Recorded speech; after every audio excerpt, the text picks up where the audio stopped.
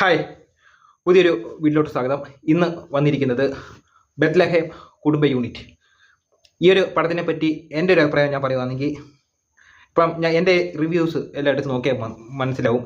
ഞാൻ heavy positive പറഞ്ഞ പടങ്ങളെല്ലാം block buster ഹിറ്റിലായിരിക്കും. ഇപ്പം നോക്കിയാൽ മതി, സർവമായ കഴിഞ്ഞ വർഷം ഇറങ്ങിയ സർവമായ, ഞാൻ ഇതിനകത്ത് എനിക്ക് ഒരു തെറ്റ് പോലും കാണാൻ പറ്റിയിട്ടില്ല. അപ്പോൾ ഞാൻ സിനിമ കാണാൻ പോകുന്നതെന്ന് പറഞ്ഞാൽ ഞാൻ ഫുള്ള് ബ്ലൈൻഡായിട്ട് സിനിമ കാണും.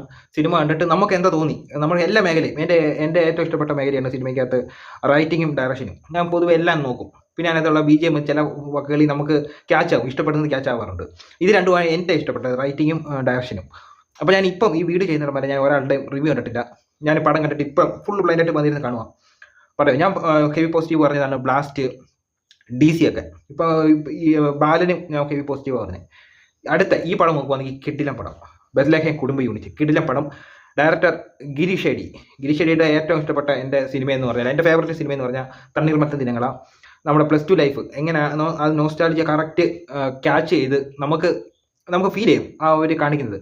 അതേപോലെ തന്നെ ബെത്ലഹേം കുടുംബ യൂണിറ്റ് റൈറ്റിങ് 2 പേര് ചേർന്നാണ് എഴുതിയിരിക്കുന്നത്. ഗിരീഷ് ഷെഡിയും കിരൺ ജോസി എന്ന് പറയുന്ന 2 പേര് ചേർന്നാണ് ഇതിൻ്റെ റൈറ്റിംഗ് എഴുതിയിരിക്കുന്നത്. പോളി എഴുത്ത് എന്ന് പറഞ്ഞാൽ നമ്മൾ ആ ഒരു സിനിമ തുടങ്ങി ഒരു സ്ലോ ബേസിൽ തുടങ്ങി പടം ഹൈ ആയി അപ്പായി ആ ഒരു റൈറ്റിങ്ങിൻ്റെ കൂടെ നമ്മളും ഇങ്ങനെ ഒഴുകി പോവാം. അത്രയും തന്നെ നമുക്ക് ഒരു ഭാഗം നമ്മൾ കണ്ടിരുന്നു പോകും. അതേപോലത്തെ പടം പരിപാടിയാണ് ചെയ്തു വെച്ചേക്കുന്നത്.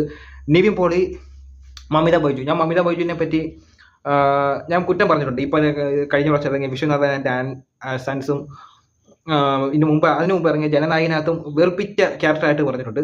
ഇതിനകത്ത് കളർപ്പടത്തിന് ശേഷം പിന്നെ പ്രേമലുവിനെ പറ്റി ഞാൻ ഒത്തിരി പേര് പറഞ്ഞിട്ടുണ്ട്. കളർപ്പടമാണ് മമിത ബൈജുവിൻ്റെ. ഇതിന് മുന്നേ എനിക്ക് നല്ലൊരു ആക്ടിംഗ് ആയിട്ട് തോന്നി. ഇതിനകത്ത് മമിത ബൈജു കിടിലനായിട്ട് ആ ഒരു റോള് ചെയ്തു വെച്ചിട്ടുണ്ട്. നിവിൻ പോളി കറക്റ്റ് നിവിൻ പോളി ആ ഒരു ഇത് കണക്റ്റ് ആവും. നിവിൻ പോളിയുടെ ക്യാരക്ടർ അങ്ങനെയുള്ള രീതിയിലാണ് അത് എടുത്തു വെച്ചേക്കുന്നത്. എൻ്റെ പ്രൊഡ്യൂസർ എന്ന് പറഞ്ഞാൽ 3 പേരാണ്: ഫഹദ് ഫാസിൽ, ദിലീഷ് പോത്തൻ, ശ്യാം പുഷ്കരൻ. ഈ ഒരു പടത്തിന് പൈസ മുടക്കിയതിന് ആരും ഒരു കുറ്റം പറയാൻ പോകുന്നില്ല. പിന്നെ ഇതിനകത്ത് കുറേ ക്യാരക്ടർമാരുണ്ട്. പ്രേമലിനകത്തെ JK ഒക്കെ ഇതിനകത്ത് ഒരു ക്യാരക്ടർ ചെയ്തിട്ടുണ്ട്. ആ പുള്ളിക്കാരൻ കിടിലിനായിട്ട് ചെയ്തു വെച്ചിട്ടുണ്ട്. പിന്നെ മമിതയുടെ അച്ഛനായിട്ട് അഭിനയിക്കുന്ന ഫാമിലി, പിന്നെ ഒരു അനിയനുണ്ട്. അവരുടെ കാര്യം നല്ല രീതിയിൽ ചെയ്തു വെച്ചിട്ടുണ്ട്. നിവിൻ പോളിയുടെ അച്ഛനും അമ്മയും. പിന്നെ സംഗീത് പ്രതാപ് നല്ല രീതിയിൽ എനിക്ക് ഇതിനകത്ത് ചെയ്തിട്ടുണ്ട്. നിവിൻ പോളിയുടെ അനിയനായിട്ടാണ് ചെയ്തേക്കുന്നത്. നിവിൻ പോളിയുടെ അനിയനായിട്ട് ചേരും. കാരണം അനിയനും ചേട്ടനും തമ്മിൽ കടന്ന് അടി കൂടുന്നതും ആ പരിപാടി എല്ലാം നമുക്ക് കണക്റ്റ് ആവുന്നുണ്ട്.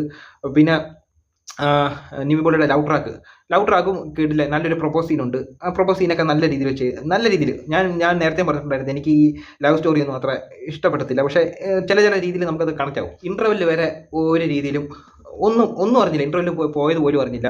ഇൻ്റർവെല്ലിൽ കഴിഞ്ഞിട്ട് അടുത്ത സ്റ്റെപ്പിലോട്ട് അവർ എന്താ ഉദ്ദേശിക്കുന്നത് അതേപോലെ ഒഴുകി നമുക്ക് ക്ലൈമാക്സ് വരെ പോവാം.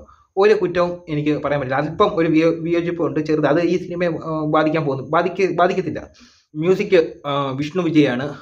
കിടിലൻ മ്യൂസിക്. കാരണം നമ്മൾ ആ ഒരു മ്യൂസിക്കിനകത്തൂടെ അത്യാവശ്യം നമുക്ക് എൻജോയ് ചെയ്ത് പോകാൻ പറ്റിയ രീതിയിലാണ് ഒരു ചെറിയൊരു സ്റ്റോറിയും കൂടാണ് അതിനകത്ത് കാണിച്ചു വെച്ചേക്കുന്നത്. നിങ്ങൾ പ്രേമലു ആയാലും തണ്ണീർമത്തൻ ദിനങ്ങളായാലും അതിനകത്ത് ഒരു ട്രാവലിംഗ് സോങ് ഉണ്ട്. തണ്ണീർമത്തൻ ദിനത്തിനകത്തൊക്കെ അതിനകത്തൂടെ ഒരു സ്റ്റോറി പറഞ്ഞു പോകുന്നു. അതേപോലെ ഒരു സ്റ്റോറി, ആ ഒരു സ്റ്റോറിക്ക് അനുസരിച്ച്, ആ മ്യൂസിക്കിനനുസരിച്ച് നല്ല രീതിയിൽ ഒഴുകി പോകുന്നുണ്ട്. ക്യാമറ കൈകാര്യം ചെയ്തേക്കുന്നത് അജ്മൽ സാബുവും. ഇതിൻ്റെ എഡിറ്റിംഗ് എന്ന് പറഞ്ഞാൽ ആകാശ് ജോസഫ് വർഗീസുമാണ് ഇതിൻ്റെ എഡിറ്റിങ്. ഈ മേഖല എല്ലാം കിടിലം മേഖല. പിന്നെ നമുക്ക് ഇതിൻ്റെ മമിതയുടെ ഇൻ്റർവെല്ലിൽ കഴിഞ്ഞിട്ടുള്ള കുറച്ച് സീനിൽ ഇതിനകത്ത് അയർലൻഡിലോട്ടൊക്കെ പോകുന്ന കാണിക്കുന്നുണ്ട്. അയർലൻഡ്, പിന്നെ ഈ നിവിൻ പോളിയുടെ ക്യാരക്ടറും മമിതയുടെ ക്യാരക്ടറും തമ്മിൽ അടുത്തടുത്തുള്ള 2 പേര് ഇഷ്ടപ്പെടുന്ന രീതിയിലാണ് കാണിച്ചു വെച്ചിരിക്കുന്നത്. അപ്പോൾ അടുത്തടുത്ത് 2 പേര് ഇഷ്ടപ്പെടുന്നതും അവരുടെ വീട്ടുകാരെങ്ങനെയാണെന്നും, പിന്നെ ഈ പെണ്ണ് മമിതയുടെ ക്യാരക്ടർ അയർലൻഡിൽ പോകുന്നതൊക്കെ കാണിക്കുന്നുണ്ട്. അപ്പോൾ അതേപോലെയൊക്കെയുള്ള അടുത്തിരുന്ന് ഇഷ്ടപ്പെട്ടിട്ടും ഇതേപോലെ മനസ്സ് അറിയാതെ അടുത്ത് ഇഷ്ടപ്പെട്ടിട്ട് മനസ്സറിയാതെ പോകുന്നവരുമുണ്ട്. എന്നിട്ട് അയർലൻഡിൽ തോന്നിയ പോലെ പോകുന്നുണ്ട്. അപ്പോൾ അങ്ങനെയൊക്കെ പോകുന്നവരെ അങ്ങ് വിട്ടേക്കണം. മനസ്സിലായില്ലോ? അങ്ങനെയൊക്കെ എന്ന് വെച്ചാൽ സ്വന്തമായിട്ട് ഒരു കാര്യം മനസ്സിലാവാത്തവരെ അങ്ങ് വിട്ടേക്കണം. അപ്പോൾ ഇത് മമിതയുടെ ക്യാരക്ടർ അങ്ങനെയല്ല, സ്വന്തമായിട്ട് അവരെ തമ്മിൽ മനസ്സിലാവുന്നുണ്ട്, അവർ തിരിച്ചു വരുന്നുണ്ട്. ഏകദേശം നല്ല രീതിയിൽ ആ ഒരു ട്രാക്ക് എനിക്ക് നല്ല രീതിയിൽ എനിക്ക് ഇഷ്ടമായി. എനിക്ക് കണക്റ്റ് ആവുന്ന കുറച്ച് കാര്യങ്ങളുണ്ട്. അതിലൊന്നും ആണ് ഇത്. എന്ന് വെച്ചാൽ അടുത്തടുത്ത് ഇരുന്ന് ഇഷ്ടപ്പെടുന്ന ഒരു രീതിയുണ്ട്. അത് നല്ല നൈസായിട്ട് അത് ചെയ്തു വെച്ചിട്ടുണ്ട്. ഗിരീഷ് ഷെഡിയുടെ ഡയറക്ഷൻ എന്ന് പറഞ്ഞാൽ ഒരു പ്രേക്ഷകനെ എങ്ങനെ കണക്റ്റ് ആക്കാൻ പുള്ളിക്ക് അറിയാം. ഇപ്പോൾ തണ്ണീർമത്തൻ ദിനങ്ങൾ എടുത്ത് നോക്കിയാൽ അതിനകത്ത് കണക്റ്റ് ആക്കുന്ന ഒരു പരിപാടിയുണ്ട്. അതായത് +2-നകത്ത് എന്തൊക്കെ നമ്മൾ കാണിച്ചിട്ടുണ്ടോ അത് മൊത്തം അതിനകത്ത് കാണിച്ചു വെച്ചിട്ടുണ്ട്. ഇതിനകത്തും അതേപോലെ ജീവിതത്തിൽ എങ്ങനെയൊക്കെ ഒരാളുടെ ജീവിതത്തിൽ ഇതേപോലെ ഒരാളുടെ ജീവിതത്തിലെങ്കിലും നടക്കാതിരുന്നിട്ടില്ല, അതേപോലെ തന്നെ ചെയ്തു വെച്ചിട്ടുണ്ട്. പിന്നെ മനസാക്ഷിയുള്ള പെൺകൊച്ചുങ്ങളും ഉണ്ട്, അയർലൻഡിലൊക്കെ ഉള്ള മനസാക്ഷിയുള്ളവരൊക്കെ ഉണ്ട്, മനസാക്ഷി ഇല്ലാത്തവരുണ്ട്. അതിലെ ഒന്നാണ് ഞാനിപ്പം പറഞ്ഞത്. അപ്പോൾ ഇത്രയേ ഉള്ളൂ. ഓണത്തിന് ആഘോഷിക്കാൻ പറ്റും. നിങ്ങൾ ഏത് ഫാമിലി വേണമെങ്കിലും എടുത്തോ, ഒരു മിഡിൽ ക്ലാസ്സോ ലോയർ ക്ലാസ്സോ ഹൈ ക്ലാസ്സോ റിലേറ്റീവോ ആരെ വേണമെങ്കിലും ഓണം ആഘോഷിക്കാൻ പറ്റിയ കറക്റ്റ് സിനിമ.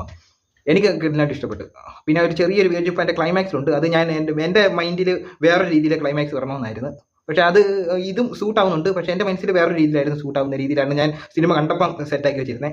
അപ്പോൾ ഇതും സൂട്ടാവും, അതും സൂട്ടാവും. അപ്പോൾ ഇത്രയേ ഉള്ളൂ. കിടിലൻ പടം, ഓണം വിന്നർ എന്ന് വേണമെങ്കിൽ പറയാം. അപ്പോൾ ഇത്രയേ ഉള്ളൂ. അടുത്തൊരു വീഡിയോ വരുന്നത്. ബൈ.